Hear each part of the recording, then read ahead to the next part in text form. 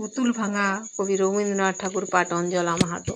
7-8টে 27 আমি বলেছিলাম বলে গুরুমশাই আমার পরে উঠল রাগে জ্বলে। মাগো, তুমি 5 পয়সার এবার রথের দিনে সেই যে নতুন রঙিন পুতুলখানি আপনি দিলে কিনে, খাতার নিচে রেখেছিল ঢাকা, দেখালো এক ছেলে। গুরুমশাই রেগে মেগে ভেঙে দিলেন ফেলে। বললেন, তোর দিনরাত্রি কেবল যত খেলা, একটুও তোর মন বসে না পড়াশোনার বেলা। মাগো, আমি জানাই কাকে, ওর কি গুরু আছে? আমি যদি নালিশ করি একখানি তার কাছে, কোনো রকম খেলার পুতুল নেই কি মা ওরখানে? সত্যি কি ওর একটুও মন নেই পুতুলের পরে?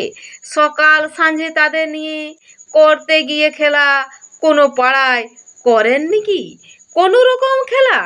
ওর যদি সেই পুতুল নিয়ে ভাঙেন কেহর আগে, বলো দেখি মা, ওর মনে তা কেমন তর লাগে?